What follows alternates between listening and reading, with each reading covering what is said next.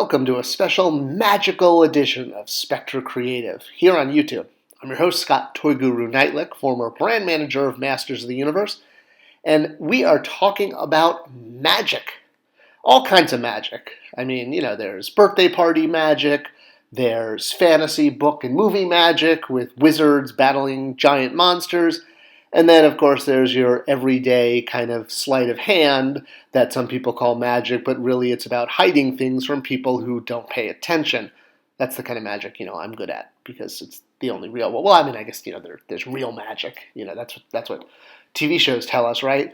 Okay, but talking about magic today in the vein or in the framework of Masters of the Universe, the He-Man brand.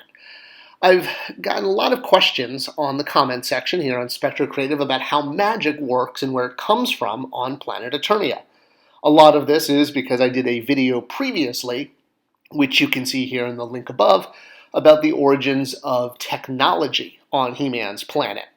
Since it's a barbarian planet, yet it's infused with futuristic technology, and that kind of, juxtaposes with the barbarian.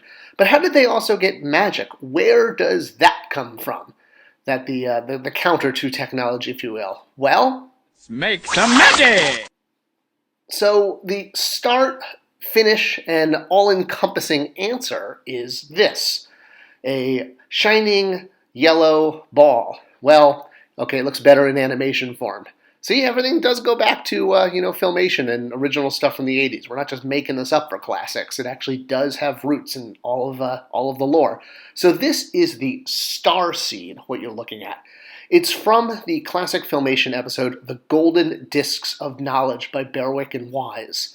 This was one of the cooler episodes of the show, not just because it features Zodak and the Sorceress and He-Man going into the center of Eternia and encountering this magical object that is buried deep, deep inside of the crunchy nougat of the planet, but it starts to explain a lot about the origins. Now, the Starseed isn't just used in Filmation. It gets picked up in a lot of the different mediums and a lot of the different content for Masters of the Universe over the years, and it's even gotten an official bio from Mattel explaining its origin. And, of course, there was the toy version as well. So the Starseed goes back to early times on Eternia, back when it was pre-Eternia, and in fact even before that. A quick flashback to some of the Motu Classics mini-comics. Orko tells the story of the creation of the universe when magic swept across the universe, creating all the planets, and was then contained inside the Sword of He being the Trollan word for power, so the power sword, Sword of He. And to protect this sword from falling into the hands of evil, as it often did, like when the unnamed one, Gorpo, tried to steal it, it was given to a great hero, well, actually a great warrior, who was named Hero, because he carried the sword of He, and his name was Ro, so he became Hero. Get it? See how it all works? And when Hero was on Eternia and gave up his life to save King Grayskull, the sword was passed from Hero to King Grayskull and then became sort of attached to his bloodline and would be passed on through the ages until it made it to the true He-Man of the ages. King Grayskull even noted that the sword feels like it was almost made for him because it was kind of his destiny. Okay, yeah, I know. I'm talking about swords and King Grayskull, and I haven't even started talking about magic yet. But this is important background information. It's going to come back to us, so, I am going somewhere. So, as I was noting about Orko, his people are from the planet of Tralla. This is Tralla from the Filmation series, but it also appears in the mini-comics.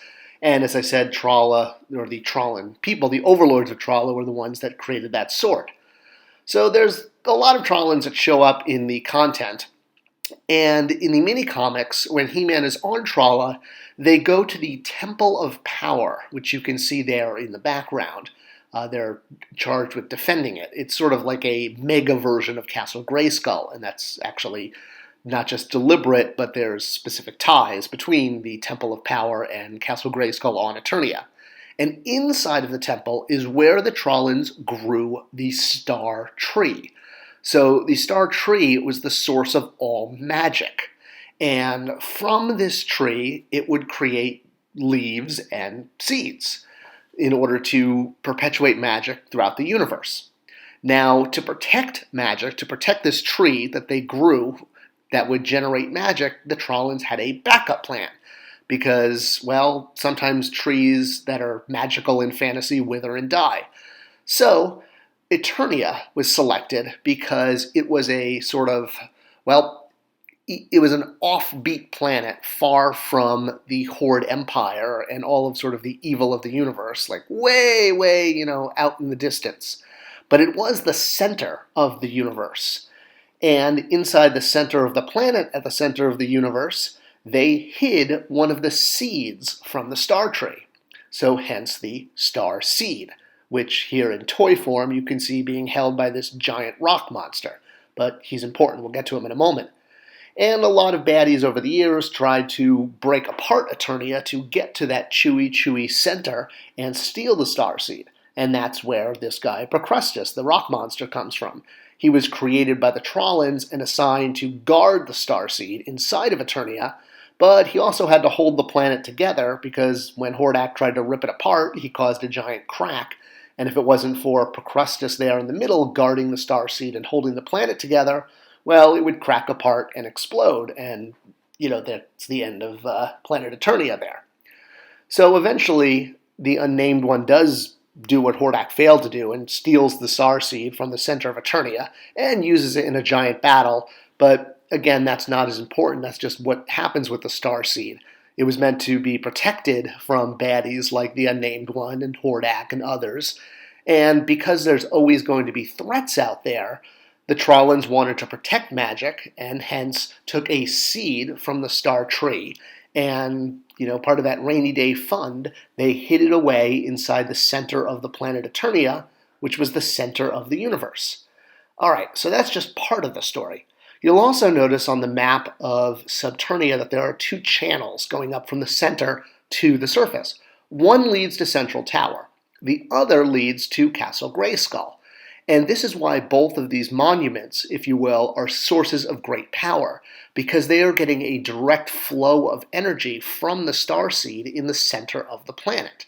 You can see that in the star chamber, the crystal chamber from the 2000X series, as illustrated here by Axel for the map he was drawing of Castle Grayskull for the Masters of the Universe Classics line, showing how the energy from inside the planet flows up through this tunnel towards the castle in order to help the castle have energy to protect the Sword of Heat. I know, it's all mix and match, but the bottom line is the starseed is basically a magical battery. And because it's hidden in the center of Eternia, guarded by Procrastus there, it infuses the planet, or at least provides the planet, with magical energy. But not everyone can use, you can't just use the starseed because it's there. And even after Castle Grayskull was destroyed, a magical version of it was constructed to protect it. So, that's only half the battle. That's only half the knowing. So, what is the other half of how magic works on Eternia? Well, the important thing is that not everyone can use it. In order to use magic, you have to have an object, and not just any object, but an object that has touched the starseed. As Hordak explains to Keldor in, again, one of the mini-comics, many brave warriors took objects, staves, different, amulets, and brought them, fought their way to the center of Eternia, and touched the object to the starseed. When these staves touched it, it's kind of like that episode of Scrubs where they're showing how the flu can spread when you touch someone. Essentially, part of the starseed's energy, once it makes contact, infuses inside of the magical object. And this is why you see characters on Masters of the Universe always using objects to channel magical energy. You can't just be magical on Eternia. You have to have an object that has made direct contact with the starseed, the magical battery, if you will, in the center of the planet. And if you can master one of these objects that at one time or another had touched the starseed, whammo. And this is why Orko, who doesn't have a magic object, he lost his wand when he came to Eternia, so he has to rely on his own magic. Now, also, part of this, well, there's a whole backstory of Orko, but whenever he uses his magic, you note that it kind of doesn't always work right, because one, he doesn't have a staff, like the way the Oracle has a staff to channel magic.